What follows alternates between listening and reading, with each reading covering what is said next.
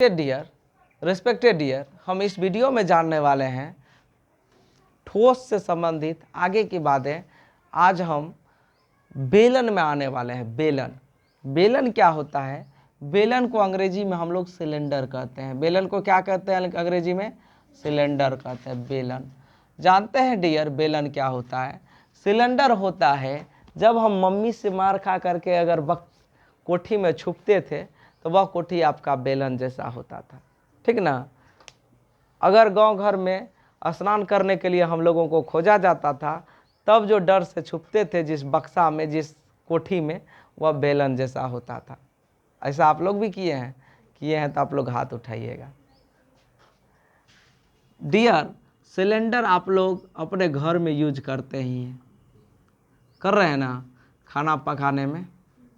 हाँ, वही सिलेंडर, वैसा ही सिलेंडर यहाँ पर हम बना रहे हैं।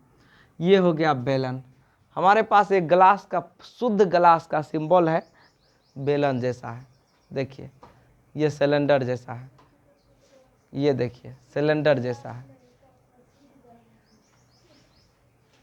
ये देखिए, सिलेंडर जैसा है डियर। सिलेंडर के दोनों भाग जो होते हैं ना, गोल होते हैं। देख लीजिए, ये वाला पार्ट्स भी गोल है, और अंदर जो आपको दिखाई दे रहा है ये वाला पार्ट्स भी गोल है। ये वाला पार्ट्स भी इसका गोल है। और ये चारों तरफ वाला भाग है, ये भी गोल है। चारों तरफ वाला भाग है, ये भी क्या है? गोल है। ये जो चारों तरफ वाला भाग है, ये है CSA, वक्र पृष्ठीय। क्या है ये? वक्र पृष्ठीय।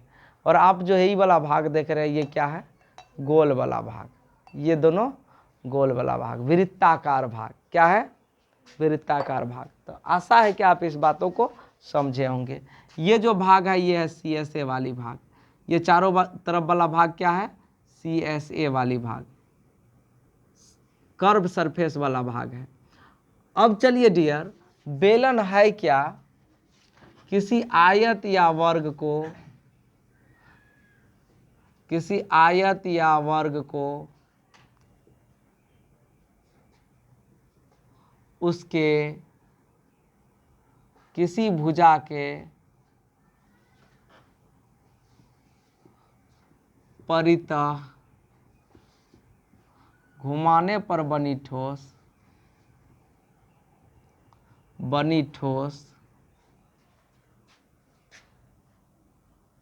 बेलन कहलाती है।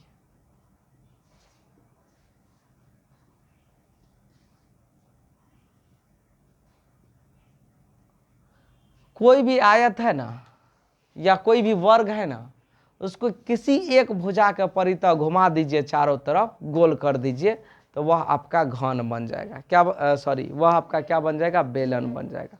जैसे हम एक कागज अभी हम आपको लेकर के दिखाते हैं। ये कैसा आकृति है डियर? तो यह एक आयत के जैसा है, और इसको इस भुजा के परितः चारों तरफ हम घुमा दिए। इस भुजा के परितः चारों तरफ इसको घुमा दिए, तो अभी जो घुमा करके ये आकृति बना हुआ है, ये आपका सिलेंडर कहलाएगा, बेलन कहलाएगा। क्या कहलाने वाला है? बेलन कहलाने वाला है। अब चलिए, बेलन में क्या होता है CSA बेलन का, ये भी हम लोग अभी सीखे।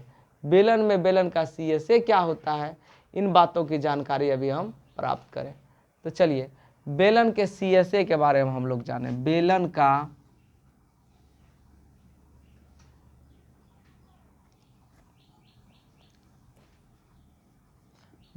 का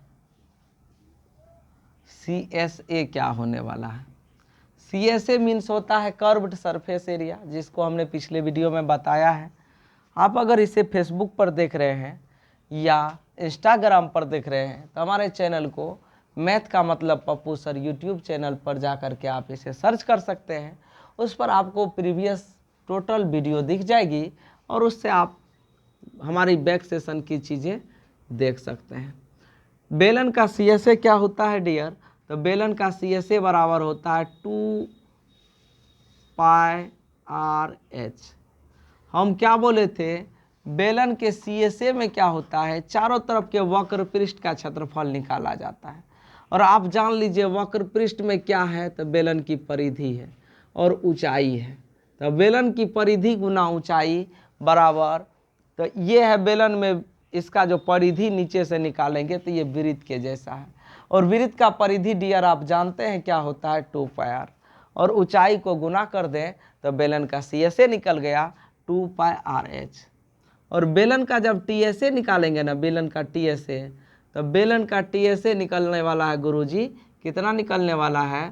तो इसका TSA निकलने वाला है, इसमें 2πRH में हमको ऊपर वाला सर्कल और नीचे वाला सर्कल को, ठीक ना, जोड़ देना है।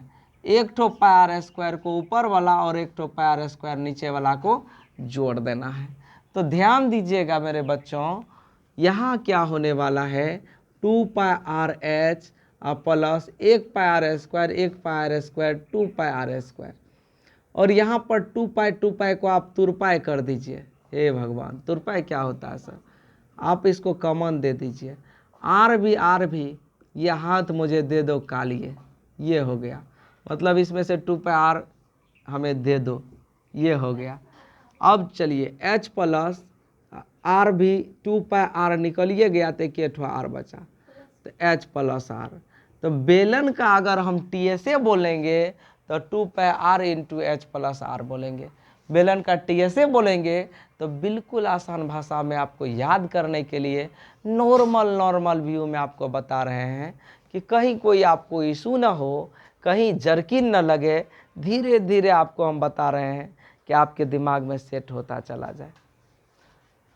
अब चलिए बेलन का TSA के बाद बेलन का हम लोग आ जाते हैं वॉल्यूम पर। बेलन का वॉल्यूम, बेलन का आयतन। बेलन का आयतन माने बेलन के आकार के किसी वस्तु में अगर किसी लिक्विड को रखा जाए, तरल को रखा जाए, तो क्या होने वाला है, बिल्कुल नॉर्मल वे में आप समझ ही सकते हैं क्या होने वाला है डियर। यहाँ होने वाला है कि आप जब इसका वॉल्यूम निकालेंगे तो वॉल्यूम निकालने के लिए पहले इसके बेस का एरिया निकाल लेंगे, और बेस का एरिया क्या होगा, तो इसके बेस का एरिया होगा वृत्त के जैसा πr²।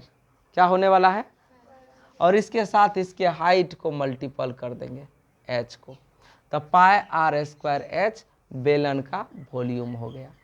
बेलन का वॉल्यूम क्या हो गया डियर, πr²h। बेलन का वॉल्यूम क्या हो गया डियर, πr²h, ठीक ना।